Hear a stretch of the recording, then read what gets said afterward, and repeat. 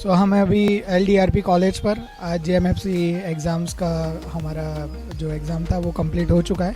सो अभी हम स्टूडेंट्स के बाइट्स लेंगे, कैसा रहा उनका पेपर और सारी चीज़ें.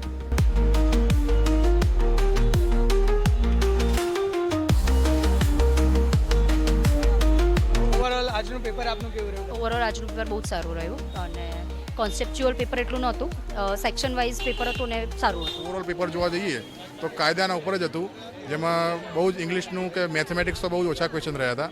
તો ઓવરઓલ ક્વેશ્ચન આમ જોવા જઈએ તો બહુ જ વધારે પડતું ઇઝી કહેવાય કે જે 6 મહિના બી જો કોઈ સિરિયસલી તૈયારી કરી હોય તો આરામથી એ લોકો પાસ કરી શકે એવું હતું. ધાર્યું હતું એના કરતાં તો ઇઝી હતું, બટ જે MCQમાં ઓપ્શન આવતા હતા એ કન્ફ્યુઝનવાળા હતા કે સમટાઈમ એમાં એવું થતું હતું કે આ આન્સર સાચો હશે કે આ હશે. સ્પોટ ક્વેશ્ચન હતા, વન લાઇનર, અને જે નવા કાયદા મુજબ આવવાના હતા ક્વેશ્ચન એ કમ્પેરિઝનમાં બહુ ઓછા આવ્યા. નવા જનરલ નોલેજના ક્વેશ્ચન બહુ ઓછા હતા. ઇંગ્લિશના ક્વેશ્ચન ઓછા હતા. એક્ઝામ સારી હતી. જેની લો પર સારી પકડ હશે એને વાંધો ડેફિનેટલી નહીં આવે, પણ જીકે, રિઝનિંગ, મેથ્સ, કોમ્પ્યુટરના બહુ જ ઓછા 1-2 ક્વેશ્ચન જ હતા, બાકી મોસ્ટલી લો પર જ ડિપેન્ડ હતું ટોટલ. આજે પેપર જોવામાં આવે તો બહુ જ સરળ લાગ્યું પેપર. જે છેલ્લા 6-7 વર્ષોથી જે એક્ઝામો લેવામાં આવતી હતી એની કમ્પેરમાં આ વખતનું પેપર મને સરળ લાગ્યું છે. અને વિદ્યાર્થીઓ બહુ જ વરસાદી માહોલ હોવા છતાં પણ બધા રસથી એક્ઝામ આપવા માટે આવ્યા છે. પેપર તો ઇઝી હતું, બહુ લેન્ધી નહોતું. મોસ્ટ ઓફ અત્યારની એક્ઝામમાં શું થાય છે કે પેપર બહુ લેન્ધી નીકળે છે. મોસ્ટ ઓફ જ્યુડિશિયરીની એક્ઝામમાં પેપર એટલું લેન્ધી નીકળે ને કે ટાઈમ બહુ ખેંચી જાય છે. પણ આમાં આ પેપરમાં એવું નહોતું, સીધા ક્વેશ્ચન હતા, સીધા સેક્શન વાઇઝ ક્વેશ્ચન હતા. 5 વર્ષથી તો ઘણું જ સારું રહ્યું. લાસ્ટ 5 વર્ષમાં કેવું પૂછે છે કે જનરલ નોલેજના ઘણા ક્વેશ્ચન પૂછે છે, પણ આ વર્ષે એવું કશું જ નહોતું. અને લો રિલેટેડ ક્વેશ્ચન બહુ બધા હતા અને એનાથી બેનિફિટ્સ થશે, કારણ કે લો સ્ટુડન્ટ અને જે પ્રેક્ટિસ કરે છે એની માટે બરાબર પેપર હતું. અને મારું ફર્સ્ટ એટેમ્પ હતું JMFC એક્ઝામ માટે.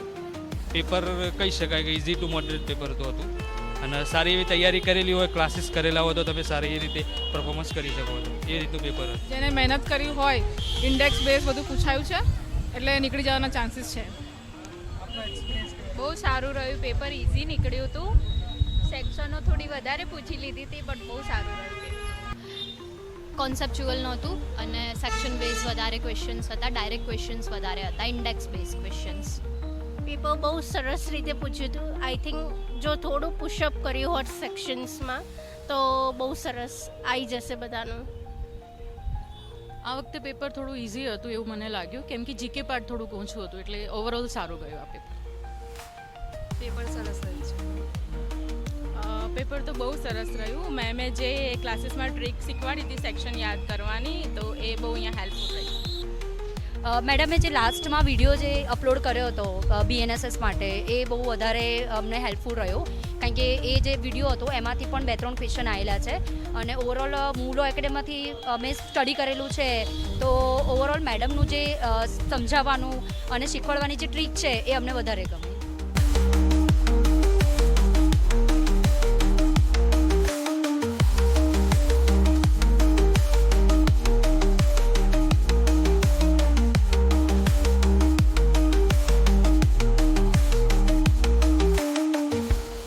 હવે આપણે બધાએ મેન્સની તૈયારીમાં લાગી જવાનું છે અને આપણે જે આપણું સ્કોપ છે, ગોલ છે, એ અચીવ કરવાનો છે.